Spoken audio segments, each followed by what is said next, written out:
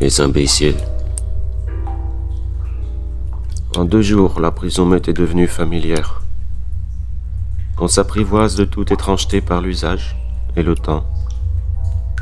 Je me figurais être dans une boîte à images, car ma vue me représentait souvent de loin des images étranges qui s'évanouissaient en s'approchant.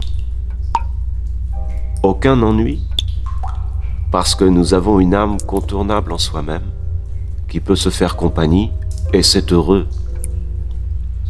Autrement, pour néant ferions-nous état d'y être venus chercher séjour.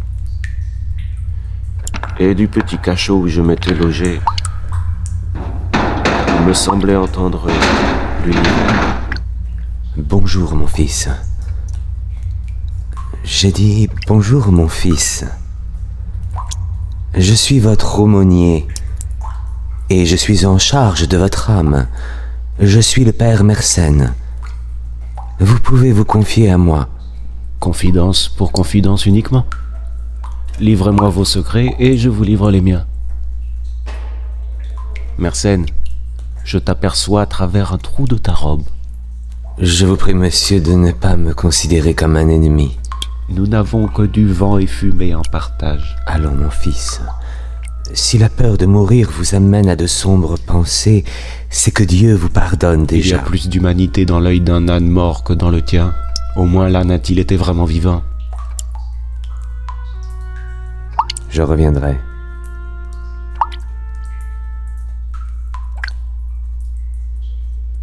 Sur cette question, répondez plus court. Croyez-vous en Dieu? Et en quel Dieu croyez-vous? J'adore avec toute l'Église les 3 personnes, et dont toute la nature démontre évidemment l'existence. Je crois en Dieu, mais plus encore, je sais qu'il existe, et cela non par argument, mais par nécessaire expérience.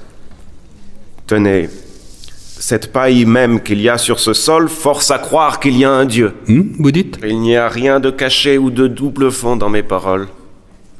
Si vous m'aviez demandé qu'est-ce que Dieu, j'aurais été bien en peine de vous répondre, car je ne l'ai jamais vu et par conséquent ne le connais nullement.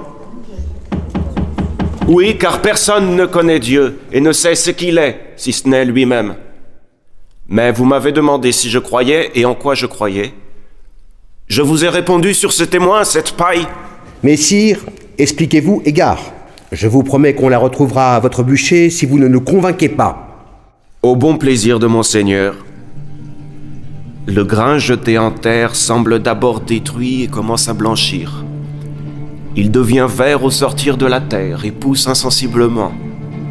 Il va jusqu'à se garnir d'épis dont les pointes éloignent les oiseaux. Le tuyau se garnit de feuilles et s'élève encore. Puis il jaunit et on le fauche, on le bat dans l'air et la paille séparée du blé nourrit les animaux qui nourrissent les hommes. N'est-ce pas la preuve suffisante dont nous pouvons conclure Dieu ? Car si la nature a produit ce grain, qui a produit le grain qui l'a produit ? Si le dernier est simple produit de la nature, il suffit de remonter au premier des grains pour comprendre qu'il lui fallut un créateur. Sur cette foi, je ne changerai ni mon nom ni mes pensées, et je peux sortir sans masque devant les plus rigoureux censeurs des écoles les plus chrétiennes, tant cette idée m'est imprimée dans le cœur. Voyez donc l'horrible impudence de quoi nous pelotons les raisons divines. Messire Vanini voudrait-il nous faire croire que lui seul, de tout notre auditoire, ait pu établir d'un juste raisonnement la preuve de Dieu ? Mais signore, nous n'avons besoin d'aucune preuve. Nous savons. Le ciel, la terre, les éléments, notre corps et notre âme, toutes choses nous instruisent.